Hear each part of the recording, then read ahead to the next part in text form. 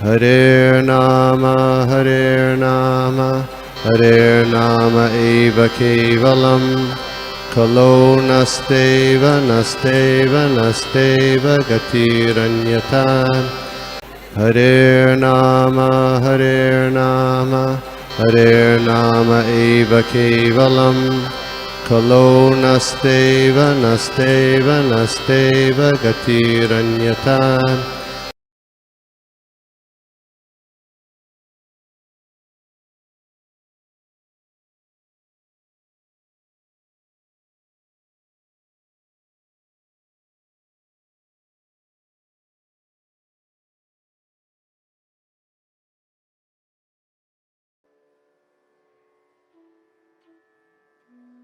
हरे कृष्णा। सभी भक्तों को दासानुदास सनातन दास का प्रणाम। आप जैसे शुद्ध भक्तों को प्रणाम। हम लोग आज देख रहे हैं स्कंद दूसरे का अध्याय 1 श्लोक संख्या 22। ओम विष्णुपादाय कृष्णप्रेष्ठाय भूतले श्रीमते भक्तिवेदांत स्वामिन् इति नामिने नमस्ते सरस्वते देवे गौरवाणी प्रचारिणे निर्विशेष शून्यवादी पाश्चात्य देशतारिणे जय श्री कृष्ण चैतन्य प्रभु नित्यानंद श्री अद्वैत गदाधर श्रीवास आदि गौर भक्त वृंद। हरे कृष्णा कृष्ण कृष्ण हरे हरे, हरे राम राम राम हरे हरे। ओम नमो भगवते वासुदेवाय। ओम नमो भगवते वासुदेवाय। ओम नमो भगवते वासुदेवाय। नारायणं नमस्कृत्यं नरं चैव नरोत्तमं देवीं सरस्वती व्यासं ततो जयमुदीरयेत्। नष्टप्रायेषु अभद्रेषु नित्यं भागवत सेवया भगवती उत्तम श्लोके भक्तिर्भवति नैष्टकी। राजोवाच यथा संधार्यते ब्रह्मन् धारणा यत्र सम्मता यादृशी वा हरेदाशु पुरुषस्य मनोमलम्। तो इसका अनुवाद हम लोग पढ़ लेते हैं। पहले हम लोग इंग्लिश में पढ़ लेते हैं।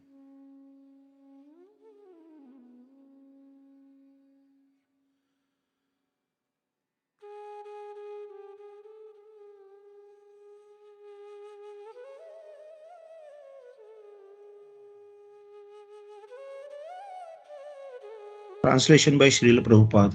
Jai Srila Prabhupada. The fortunate King Parikshit, inquiring further, said, O Brahmana, please describe in full detail how and where the mind has to be applied and how the conception can be fixed so that the dirty things in one person's mind can be removed. अनुवाद हिंदी में। सौभाग्यशाली राजा परीक्षित ने आगे पूछा, हे ब्राह्मण, कृपा करके विस्तार में यह बताए कि मन को कहाँ और कैसे लगाया जाए और धारणा को किस तरह स्थिर किया जाए कि मनुष्य के मन का सारा मैल हटाया जा सके। तो हम लोग तात्पर्य तुरंत पढ़ लेते। बद्ध जीव के हृदय की सारी मलिनता ही उसके सारे कष्टों की जड़ है। बद्ध जीव संसार के अनेक कष्टों से घिरा है, किंतु अपने निपट अज्ञान के कारण वह इस भौतिक जगत में अपने दीर्घ बंदी जीवन की अवधि में हृदय से वंचित गंदगी मल को दूर करने में असमर्थ रहता है। वास्तव में वह परमेश्वर की इच्छानुसार सेवा करने के निमित्त आया होता है, किंतु हृदय की गंदगी के कारण वह अपनी मनोकल्पित इच्छाओं की पूर्ति करना चाहता है। यह इच्छाएं उसे मन शांति प्रदान करने के बजाय नई नई समस्याएं उत्पन्न करती रहती है और इस तरह उसे जन्म मृत्यु के चक्र से बांध देती है। सकाम कर्म तथा ज्ञान का यह मल परमेश्वर की संगति करके ही दूर किया जा सकता है। सर्वशक्तिमान होने के कारण भगवान अपनी अचिंत्य शक्तियों के द्वारा अपना सानिध्य प्रदान कर सकते हैं। अतएव जो लोग ब्रह्म के साकार स्वरूप में श्रद्धा दृढ़ नहीं कर पाते, उन्हें भगवान के विराट रूप का सानिध्य प्राप्त करने का अवसर प्रदान किया जाता है। भगवान का विराट निर्विशेष रूप उनकी असीम शक्तियों का स्वरूप है।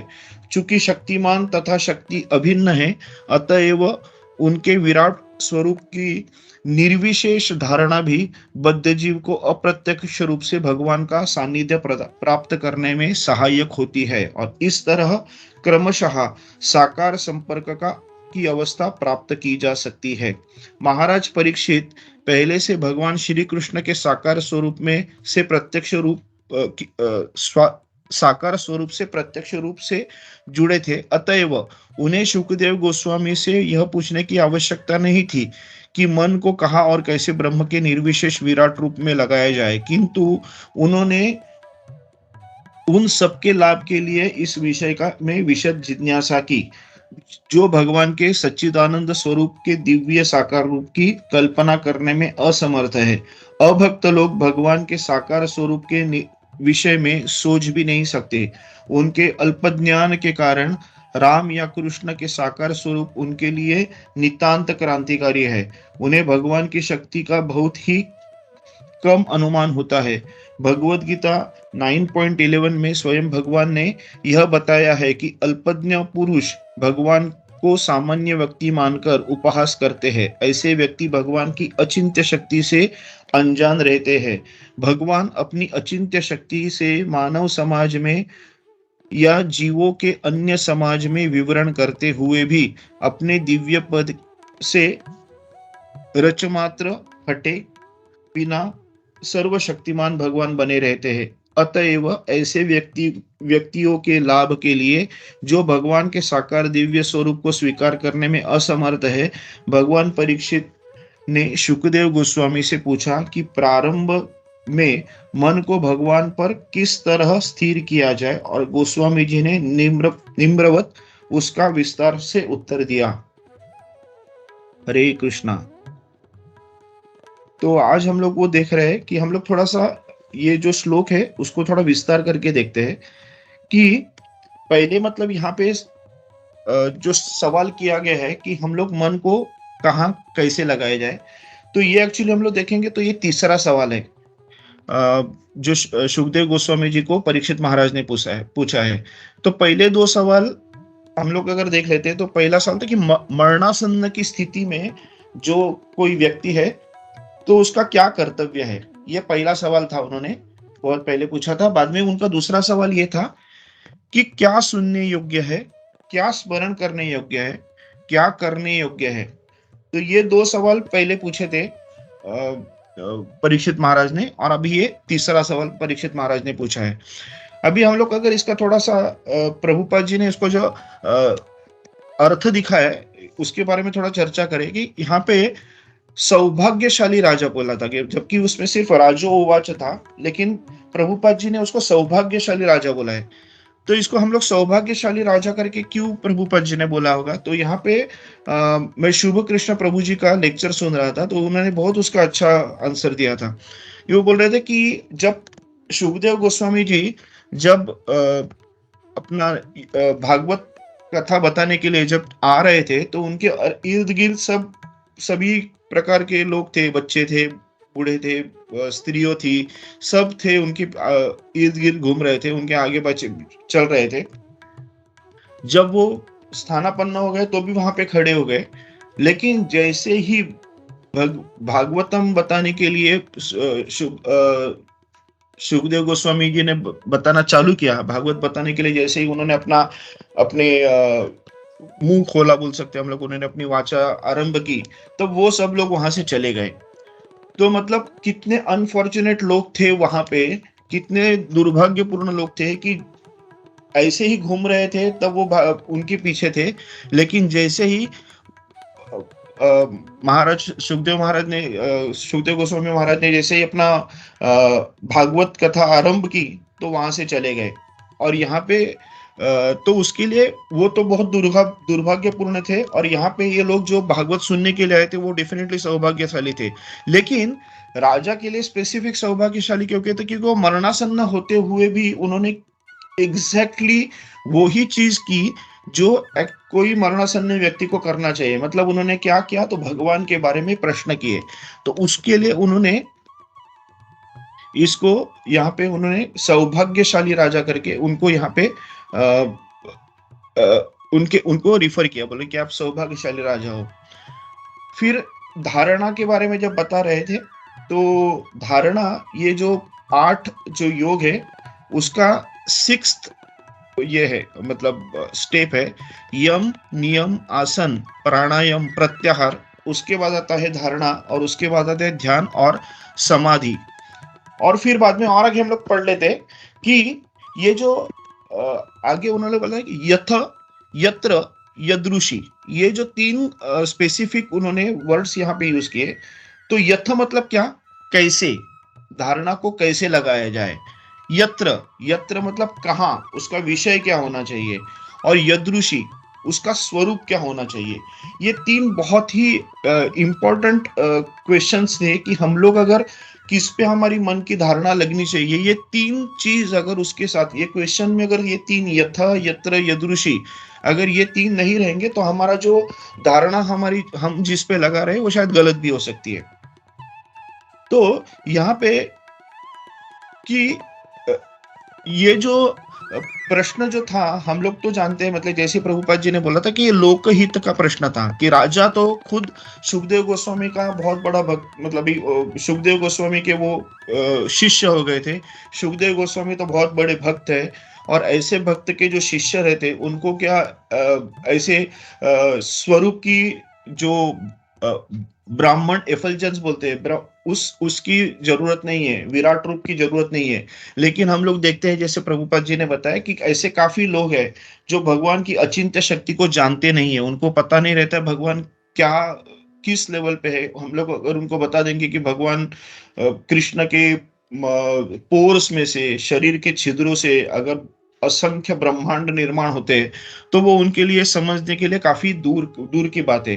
तो ऐसे लोगों के लिए हम लोग देखते हैं कि काफी लोग हैं बोलते हैं कि हम लोग एक बड़ी शक्ति को जानते हैं, हम लोग भगवान को नहीं मानते, हम लोग कृष्ण को नहीं मानते, हम लोग राम को नहीं मानते, लेकिन हम लोग ऐसी शक्ति को मानते हैं जो निराकार है। तो ऐसे वो जो निर्विशेष शक्ति है, जो निराकार शक्ति है, उनके प्रति भी अगर कोई मन रुचि लगा दे तो आज नहीं तो कल उनको भगवान की भक्ति प्राप्त हो जाती है। तो ऐसे लोगों के लिए ये स्पेसिफिक प्रश्न परीक्षित महाराज ने यहाँ पे किया था सुखदेव गोस्वामी महाराज को।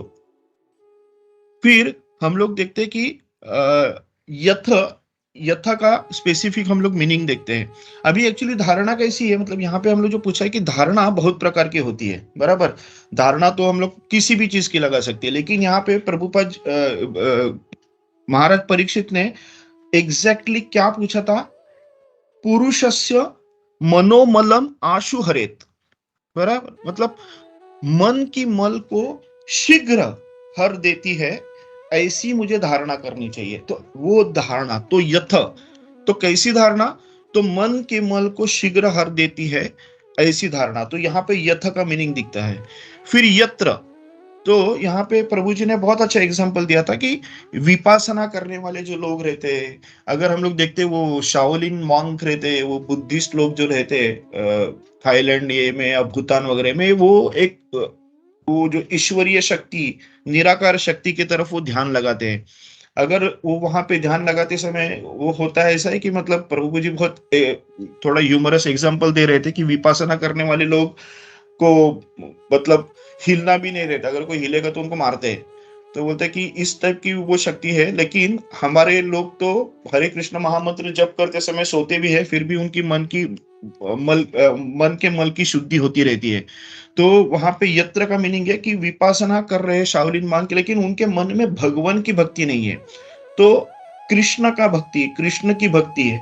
मतलब तो यहाँ पे यत्र का मीनिंग है कि यथ, तो कैसे, यत्र मतलब क्या विषय होना चाहिए। तो हम लोग देखिए कि हमारे यत्र मतलब विषय क्या है हमारे धारणा की। यत्र मतलब विषय है कृष्णा, जो बाकी के लोगों में नहीं है, वो सिर्फ निराकार व्यक्ति में ये रहते। फिर बाद में यदृशी, तो यदृशी मतलब स्वरूप क्या हो।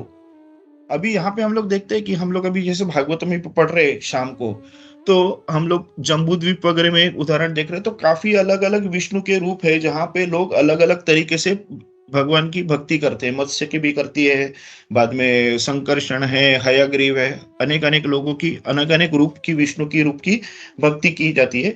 और विष्णु के अलग अलग रूप में धारणा करने से अलग अलग लाभ मिलते हैं। तो यहाँ पे प्रश्न क्या ऐसे इंपॉर्टेंट है कि पुरुषस्य मनोमलम आशु हरेत। तो तो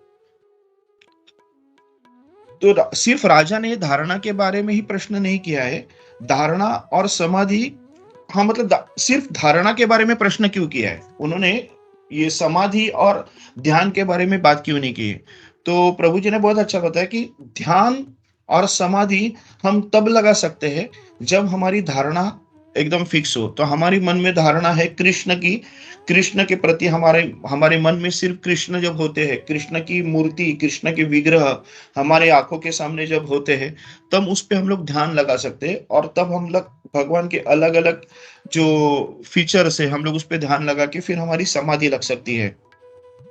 क्योंकि ध्यान और समाधि धारणा के बाद होती है, इसलिए हम लोग यहाँ पे धारणा की बात की गई है।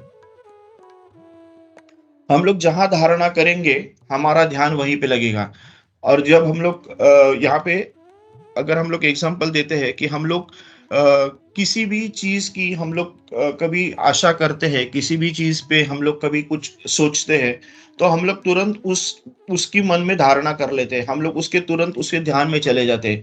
तो यहाँ पे परीक्षित महाराज ने जो पूछा है कि अगर हम लोग कृष्ण के प्रति हमारा ये धारणा हो, मतलब वहां पे उन्होंने पूछा है कि जो धारणा कृष्ण के प्रति लगनी चाहिए उनके लिए कैसे लगना चाहिए। तो उसके लिए उन्होंने ये बात पूछी है। फिर यहाँ पे सुखदेव गोस्वामी आगे हम चल के उस पे आंसर देंगे। तो यहाँ पे एक हल्का सा हम लोग तात्पर्य भी देखते हैं कि बद्ध जीव है, बद्ध जीव के हृदय की सारी मलिनता ही उसके सारे कष्टों की जड़ है। क्या है इस मलिनता का प्रभाव?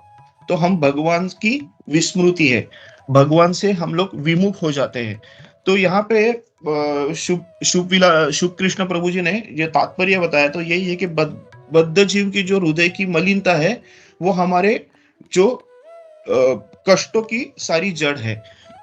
अगर हम लोग भगवान से खुद को विमुख कर लेंगे तो हम अलग अलग आसक्तियों में बस जाते हैं, अलग अलग क्रिया हम लोग करते रहते हैं, और फिर हम लोग उस चीजों के कर्म फल से बंध होके हम लोग उसकी चिंता में खो जाते हैं और हम लोग उसका दुख मिलता है। तो कृष्ण भूलिया जीवा अनादिर बहिर्मुख अतएव माया दे तार संसार दुख। तो यहाँ पे वो प्रभु जी ने बहुत अच्छा श्लोक दिया कि कृष्ण को जो आदमी भूल जाता है, जो जीव कृष्ण को भूल जाता है और वो उससे दूर हो जाता है, तो फिर क्या होता है, माया दे उसको तार संसार दुख, बहुत दुख देती रहती है माया, क्योंकि वो आसक्तियों में बस जाता है। और फिर क्या होता है, जीव माया से लात खाने के बाद भी उसके ही पीछे जाता है, उसे वो सुख समझता है। प्रभुपाद ने एक वाक्य में कहा कि भजन नहीं करोगे तो कुत्ता बनोगे। एक एग्जाम्पल था, मतलब प्रभु जी बता रहे थे कि जब प्रभुपाद जी का एक बार जब एक ये चल रहा था, लेक्चर चल रहा था, तो वो बता रहे थे कि एक व्यक्ति से बात कर रहे थे, बोल रहे थे कि अगर आप भजन नहीं करोगे तो आप कुत्ता बनोगे।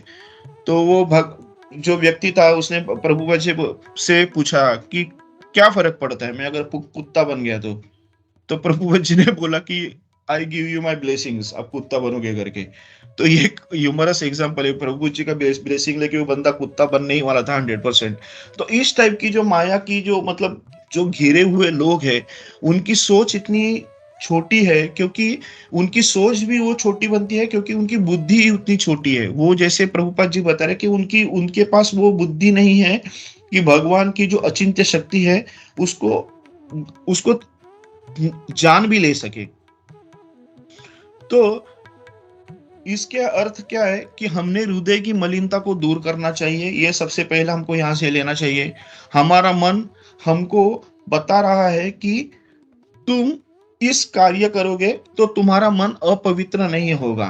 तो ये जब हम लोग जो मलिन हृदय है, जिनका हृदय मलिन है, जब वो कोई कार्य करते हैं, जब वो गलत कार्य करता है, तो उनका मन उनको बताता है कि तुम ये जो कार्य कर रहे हो, वो गलत कार्य नहीं है, सही कार्य है। तो यहाँ पे प्रभु जी बोल रहे हैं कि ऐसा जो मन है, वो खुद अपवित्र है। तो जो अपवित्र मन है, वो अपने अपवित्र कार्य को अपवित्र कभी नहीं कहा जाएगा। तो यहाँ पे प्रभु जी पे और बोलते हैं कि sense gratification can never make you happy. तो प्रभुपाद जी ने इस भागवतम श्लोक के बारे में बहुत बार बोला है कि कामस्य न इंद्रिय प्रीति लाभो जीवेता यवत। तो यहाँ पे हम लोग थोड़ा और मतलब जैसे हम लोग देखते हैं कि कृष्ण भूलिया जीवा अनादिर बहिर्मुख अतएव माया दे तार संसार दुख। इस श्लोक को अगर हम लोग थोड़ा सा और एक्सपांड करके देखते हैं कि हम लोग आज ऐसे कलयुग में घिरे हैं, ऐसे लोगों में हम लोग ऐसे लोगों से घिरे हैं, ऐसे कलयुग ने हम लोग को पूरा बांध के रखा है कि हम लोग के लिए भगवान को सोचना हमारे लिए बहुत कठिन है। लेकिन जो हमारे भौतिक चीजें हैं, उनको देखने के, उनके ऊपर एनालिसिस करने के लिए हम लोग को बहुत टाइम है। आज हम लोग देखते हैं बहुत बार, कभी ग्रैंड मास्टर की चेस मैच होती है, तो उसको मैच को देखने के लिए और 15-20 ग्रैंड मास्टर रहते हैं, और वो हर एक मूव के ऊपर एनालिसिस करते रहते हैं। इतनी बड़ी एनालिसिस चलती रहती कि ये इसने, आनंद ने ये मूव क्यों किया, कैस्परोव ने ये मूव क्यों की, ये कार्पोव ने, और जो भी दुनिया भर के इतने बड़े बड़े ग्रैंड मास्टर्स है, उन्होंने ये मूव क्यों क्यों नहीं की, ये मूव क्यों की, उसके ऊपर एनालिसिस चलता रहता है। आज हम लोग देखते हैं क्रिकेट मैच, अगर इंडिया हार गई या इंडिया जीत भी गई, जो भी हो, कोई भी हार गई जीत गई, तो जो हारने के कारण के पीछे चार चार खुद को पंडित समझने वाले जो लोग हैं, क्रिकेट के जो बहुत बड़े पंडित लोग रहते हैं, वो 5-5 6-6 लोग 2-2 3-3 दिन तक उसके ऊपर एनालिसिस करते रहते हैं, और उसको चाव से देखने वाले हजारों लाखों पब्लिक रहते हैं। तो मतलब हम लोग देख रहे हैं कि आज जो लोगों का जो विषय है, लोगों की जो रुचि है, वो कृष्ण से कंप्लीटली दूर रुचि है। उनको कृष्ण के प्रति, उनके पास एक्चुअली कोई भी, उनके पास टाइम ही नहीं है कृष्ण के बारे में सोचने के लिए। तो उसके लिए अगर हम लोग परीक्षित महाराज का ये अगर हम लोग देखते हैं, तो परीक्षित महाराज ने स्पेसिफिकली ऐसे लोगों के लिए पूछा है कि जो भगवान को अगर रूप में नहीं जानते हैं, तो भगवान को एटलीस्ट वो इसमें जान ले, बोलते ना निराकार स्वरूप में जानो, या फिर ब्राह्मण स्वरूप में जानो, ब्राह्मण एफल्जेंस। क्योंकि भगवान ने बताया कि जिसको अगर मैं, जिसकी जैसी मेरे प्रति जैसी श्रद्धा है, उसको मैं उस तरीके से अपना ध्यान देता हूँ। तो जो अगर ब्राह्मण एफल्जेंस में जाना चाहते हैं, भगवान उसको ब्राह्मण एफल्जेंस देते हैं। जिसको भगवान के प्रति डायरेक्ट श्रद्धा है और भगवान के फॉर्म में उनको दिलचस्पी है, तो भगवान उनको उस फॉर्म में दिखाते हैं। और वैसे भी बहुत सारे लोग हैं जो भगवान से मुक्ति चाहते, तो भगवान उनको मुक्ति भी देते हैं। तो कहने का तात्पर्य यह है कि हम लोग को मन की जो धारणा है, मन को हम लोग को कहाँ पे लगाना है, मन को हम लोग भगवान के प्रति लगाना है। जो बोलते, भगवान जो कहता है कि मन हमारा मित्र भी है और शत्रु भी है। तो उस भगवान को मन को मित्र बना के उसको शत्रुत्व का त्याग करेंगे। तो शत्रु हमारा मन कब जब बन जाता है, जब मन हमारे इंद्रियों का गुलाम हो जाता है।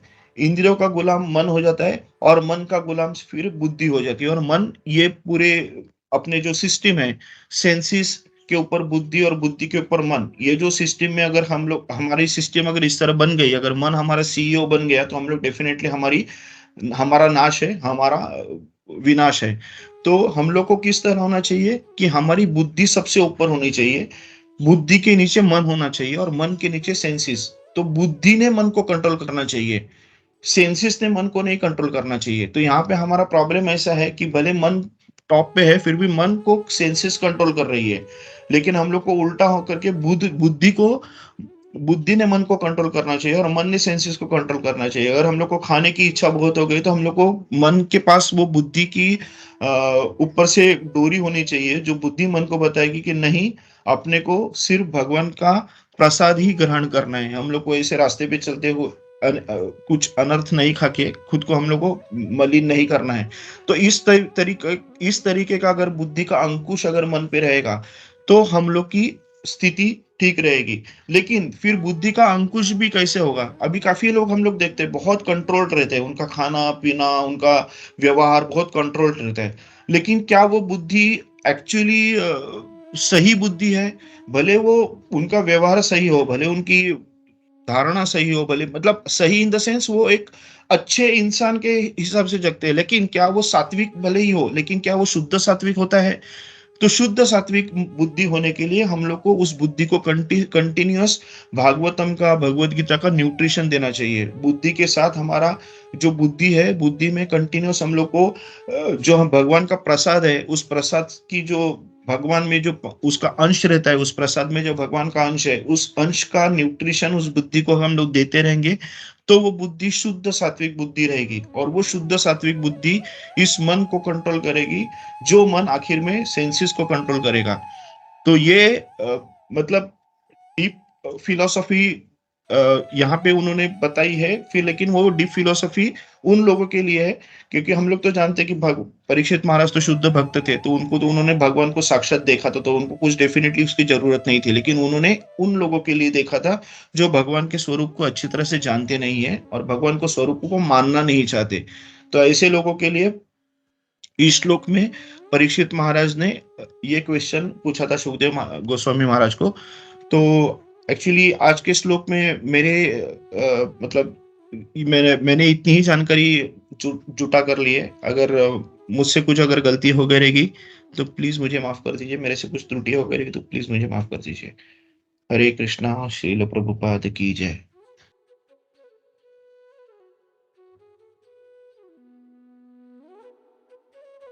या हरे कृष्णा प्रभु। प्रभु हरे कृष्णा। बहुत अच्छा प्रेजेंटेशन था प्रभु, एकदम बोलते हैं ना टेक्निकल एनालिसिस। और जो शुभ कृष्ण प्रभु बहुत अच्छा एक्सप्लेन करते हैं, तो if you keep hearing him मतलब बहुत अच्छे से हम लोग उसको श्लोक को समझ पाएंगे।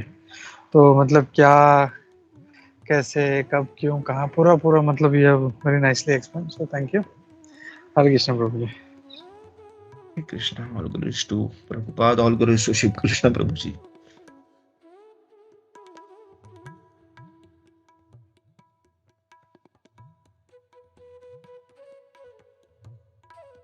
हरे कृष्णा प्रभु जी, दंडोत प्रणाम। हरे कृष्णा प्रभु जी।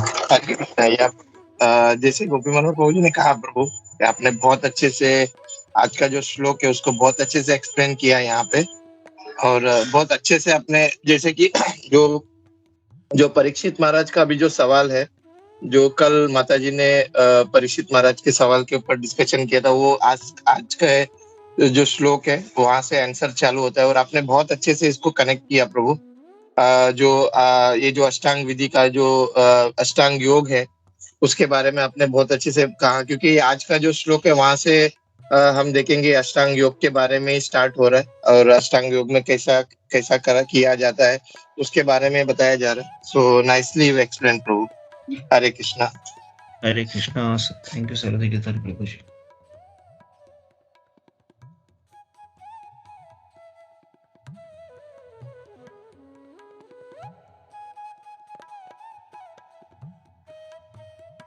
हाँ, जय माता जी। हरे कृष्णा प्रभु जी, धन्यवाद प्रणाम प्रभु। बहुत ही सुंदर प्रसंग प्रभु जी, ये बहुत ही अच्छा था और प्रसंग। और मैं जैसे ध्यान से जैसे सुना, तो उसमें आपने अभी एक पॉइंट बताई थी जिसमें आपने बताया कि मतलब मन से, जब भी अगर मन ही अपवित्र है तो वो मन कैसे बताएगा कि सही क्या है, गलत क्या है, और कृष्ण ही भगवान है। और मतलब, तो प्रभु जी मेरा एक प्रश्न था, जैसे कि कई लोगों को पता होता है कि ये गलत है। जैसे हम देखते हैं कि कितने चैनल हमारे देश में, कितने चैनल्स हैं, आस्था या संस्कार, ये सब, वहां पे भागवत कथा चलती रहती है। और गीता पे भी कितनी कमेंट्रीज मतलब खुद के निकल चुके हैं प्रभुपाद के अलावा भी। तो प्रभु जी मेरा प्रश्न ये था, तो क्या इन लोगों को, इनका भी मन बताता तो होगा इनको कि ये सब जो कर रहे हैं ये गलत है? मतलब लोगों को मतलब जो एज इट इज ज्ञान जो प्रभुपाद ने दिया है वो ही उनको देना चाहिए। और ये सब हो सकता है कि चाहे भले लक्ष्मी के मतलब पैसे के लालच में ये कर रहे हैं, या पता नहीं जिसके लिए भी, ऐश्वर्य के लिए ये लोग कर रहे हैं, लेकिन इनका मन भी इनको बताता तो होगा कि ये गलत है। तो प्रभु इनको फिर भी कैसे इतना ऐश्वर्य, मतलब इतना जैसे कितने लोग इनको सुनते हैं और इतने इनको चढ़ावा मिलता है, ये पता तो होगा इनको कि हम जो कर रहे हैं वो एक तरीके से गलत ही है, हम भटका रहे हैं। और तो ये कमेंट्रीज देखते हैं, इनको इतना फिर भी इतना ऐश्वर्य कैसे मिलता है प्रभु? प्रभु ये एक प्रश्न था। हरे कृष्णा माता जी। माता जी मैं ट्राई करता हूँ इसका आंसर देने के लिए। यहाँ पे बहुत सारे सीनियर डिवोटीज है, गोपी मनु प्रभु जी है, सूरज माधव प्रभु जी है, कुंजेश्वरी माता जी है। तो यहाँ पे सिर्फ इतना मैं बताने का ट्राई कर रहा हूँ, ये जो लोगों को जो भी ऐश्वर्य मिलता है, लोगों को जो भी धन दौलत मिलती है भटकाने से या किसी को गलत बताने से या फंसाने से, ये सब लोगों के गए जन्म का कृत्य है। उनके गए जन्म में उन्होंने कोई कुछ पुण्य किए रहेंगे, उस जन्म से उसके वजह से उनको इस जन्म में उसका फल मिल रहा है। तो ये जो उन लोग कर रहे हैं वो पाप अगर भले ही हो या गलत जो भी हो, उसका उनको डेफिनेटली कभी ना कभी तो उसको या इस जन्म में या फिर अगले जन्म में डेफिनेटली उसका फल मिलेगा। लेकिन उन्होंने गए जन्म में कुछ अच्छे पुण्य किए रहेंगे जिसकी वजह से उनको इस जन्म में उनके प्रति इतने सारे फॉलोअर्स है और वो उनको उनको इतना ऊपर चढ़ाते हैं और उसको उतना उन लोग भाव देते हैं और फिर उनको उसके लिए पैसे मिलते हैं। ये उनके गए जन्म के कर्म है प्रभु माता जी। हरे कृष्णा।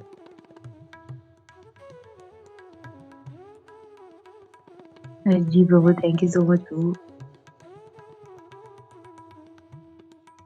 हरे कृष्णा। सूरज माधव प्रभु जी। हरे कृष्णा। हरे कृष्णा प्रभु। थैंक यू प्रभु। आपने जो अभी बताया कि वो एनालिटिकल कैसे बैठते हैं, क्रिकेटर है वो, तो मुझे पहले के दिन याद आए प्रभु, जब इंडिया जीतती थी उसके बाद में हम लोग बैठते थे। अभी ये लोग उनका तारीफ करते करते, गावस्कर ये 3-4 लोग बैठ के और घंटों घंटों उनका जो विश्लेषण करते रहते थे और पता नहीं आनंद आता था। मतलब तो आपने जैसे कहा कि कैसे ये लोग इतना कुछ टाइम वेस्ट करते हैं, ये एनालिटिकल स्टडीज का कोई भी ये नहीं है। तो सही कहा आपने प्रभु। हरे कृष्णा, दंडवत प्रणाम। हरे कृष्णा, दंडवत प्रणाम प्रभु जी।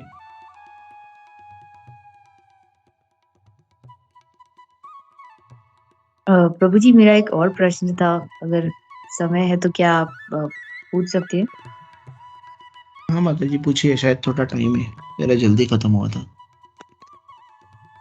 प्रभु एक और जिज्ञासा ये थी कि जैसे अभी हम जानते हैं कि मतलब हम अभी से प्रैक्टिस करते हैं कि ताकि कृष्णा कॉन्शियसनेस एंड भक्ति, सो दैट के अंत काल में हम भगवान को याद कर सकें। उसी तरीके से कितने और भी जो लोग हैं, थोड़ी बहुत आस्था उनमें होती है या कहीं से उन्होंने सुना होता है कि हमको ये सब करना चाहिए, पर फिर वो एंड के लिए रखते हैं। मतलब तो इतने लोग, अभी मैंने किसी को देखा था थोड़े टाइम पहले कि वो बूढ़े मतलब ओल्ड थे और वो दुकान में बैठे हैं और वो साथ ही साथ अपने मतलब कुछ लैपटॉप पे या वो कुछ चला के आस्था चैनल चला के और ये चैंटिंग भी साथ में कर रहे हैं।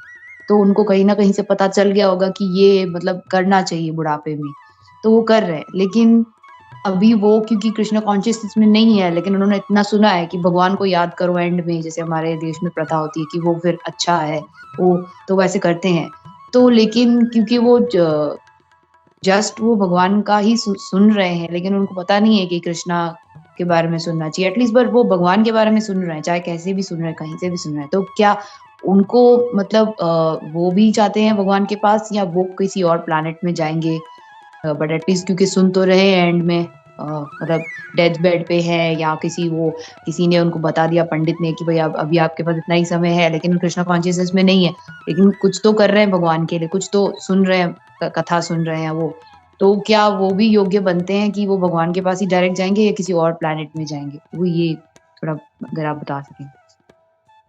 माता जी जैसे बताया जाता है कि प्रभुपद जी बोलते हैं अगर कृष्णा का नाम दिल से भी अगर लोगे तो भी आपकी बहुत जन्मों की, बहुत इसके कर्मों के पाप आपके सब हर जाते हैं। अभी ये जो लोग भगवान का नाम कर रहे हैं, अभी कृष्णा का नाम अगर दिल से ले रहे तो अलग बात है, लेकिन अगर सिर्फ ऐसे ही कुछ पढ़ रहे हैं बहुत सारे लोग, तो उनका क्या है कि उनको अगला जन्म क्या मिलेगा तो हम लोग नहीं बता सकते, क्योंकि उनके बाकी के कर्म से भी डिफरेंट है। कृष्ण के प्रति अगर उन्होंने प्यार है, कृष्ण के प्रति अगर उन्होंने कुछ किया है, तो डेफिनेटली उनका उसको अच्छा डेफिनेट उनका ये मिलेगा। लेकिन हेवनली प्लैनेट्स मिलेगा कि नहीं, ये तो उनकी उन्होंने उन्होंने जो कर्म किए उसके बेसिस पे है। हाँ, लेकिन अगर उन्होंने कृष्ण के प्रति उन्होंने प्रॉपर डिसिप्लिन सक्सेशन का थ्रू का मार्गदर्शन लिया है, मतलब अगर इस्कॉन के वीडियोस वगैरह देख रहे हैं और उनके प्रति उनको अगर कृष्णा का बात पता चलने लगा, तो उनकी वो सिक्योरिटी है जो उनको आगे चल के अगले जन्म में उसका उनको डेफिनेटली उसका फायदा होगा कि वो एटलीस्ट कृष्ण के डिवोटिस के एसोसिएशन में अगर आ गए तो उनका उसको अगले जन्म में डेफिनेटली फायदा होगा। हरे कृष्ण बताइए। Hope I have answered you. Yes प्रभु जी थैंक यू सो मच प्रभु। मतलब कि अगर वो लोग ये भी नहीं जानते कि भगवान का नाम कृष्ण ही भगवान है या भगवान का नाम कृष्ण है, लेकिन फिर भी उन्होंने ये तो सुन लिया, ये तो समझ लिया कि भगवान को याद करना चाहिए, तो भी उनको अगले जन्म में मौका मिलेगा कि वो कृष्ण भक्ति कर पाए। हाँ, वही मतलब उनके वो कर्म के हिसाब से भी उन्होंने काफी सारे पाप किए रहेंगे और भगवान का नाम देवी देवता में अगर भगवान को ढूंढते रहेंगे तो शायद उसका डेफिनेटली उनको वो जो है कर्म का उनको ये मिल ही जाएगा। लेकिन अगर वो कृष्ण को ही कृष्ण में ढूंढते रहेंगे तो उसका डेफिनेट अलग अलग फायदा है। वो स्वीकृति उनको मिलती है, सुकृति जो उन्होंने अच्छा कृत्य किया है, भगवान का नाम लिया है, भगवान के बारे में सोचा है, तो उसका सुकृति अगले जन्म में उनको डेफिनेटली मिलेगा। माता जी। प्रभु जी, गोपी मनोहर प्रभु जी, सर्वोदय गिरधारी प्रभु जी, कुंजेश्वरी माता जी, आप कुछ ऐड करना चाहते हैं? सूरतपुर माधव प्रभु जी।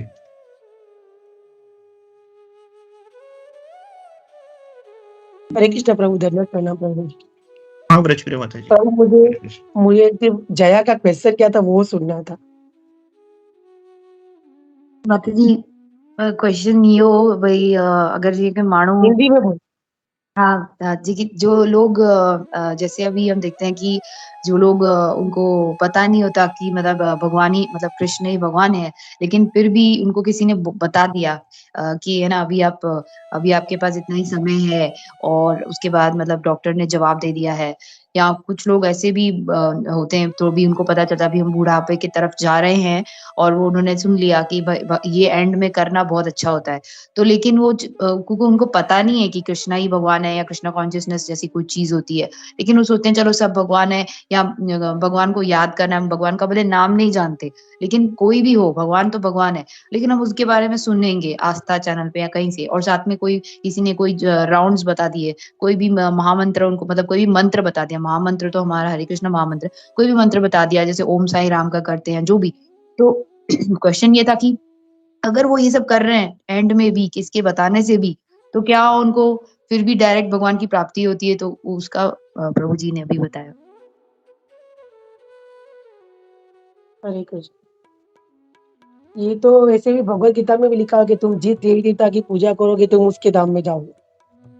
और दूसरी बात है कि हम भी स्टार्टिंग से कृष्ण भक्ति में मतलब मैं हमारी बात कर रही हूँ, अपनी बात कैसे कि सबको भगवान मानते हैं, तो सुकृति कैसे होगी? देवी देवता की पूजा करके ये सुकृति होगी कि चलो वो उन आगे बढ़ेंगे।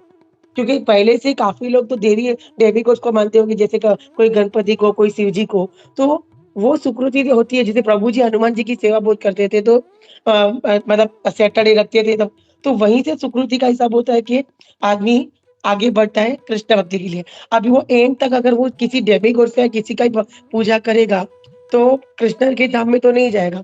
हमें तो वैसे हमारा भी नहीं पता है, लेकिन एक जैसे एग्जाम्पल दे रही हूँ कि देवी देवता की पूजा करेगा तो वो उसके धाम में जाएगा। तो हमें वो देखना है कि हम जितना हो सके कृष्ण भक्ति करें, लेकिन जिसको नहीं पता है वो तो ऐसे ही होगा कि उनको जो देवी देवता की पूजा करेंगे उसके हिसाब से उनको फिर दूसरा जन्म मिलेगा कि वो और अच्छी भक्ति में आगे बढ़ेंगे, तो कहीं ना कहीं उनकी सुकृति बढ़ती जाएगी।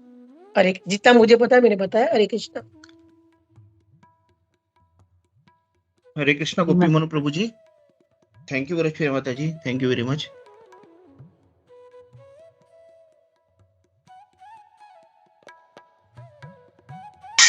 हरे कृष्णा। या माता जी ने एकदम पॉइंट पे हिट किया। एक्चुअली जब सब बोलते हैं कि मैं भगवान को ध्यान करता हूँ, भगवान को याद करता हूँ, भगवान यानी कौन, ये तो पता होना चाहिए। जैसे मैं बोला मैं एक लड़की से प्यार करता हूँ या लड़की से प्यार करता हूँ, तो कौन है? इज इट समथिंग वेग, या कोई फिगर तो होना चाहिए, उसका नाम होना चाहिए, एड्रेस होना चाहिए, पर्सनैलिटी होना चाहिए। और जैसे माता ने सही बोला कि जो जैसे भगवान कृष्ण बोलते हैं, जो जिसको याद करता है उसके पास जाएगा, भूतों की पूजा करे तो भूतों के पास जाएगा, वो अगर देवी देवताओं की पूजा करे तो देवी देवताओं के पास। तो किसी की भी पूजा करने से भगवान कृष्ण के पास नहीं जा सकता वो। He has to be specific, मैं भगवान की पूजा कर रहा हूँ या किसकी कर रहा हूँ।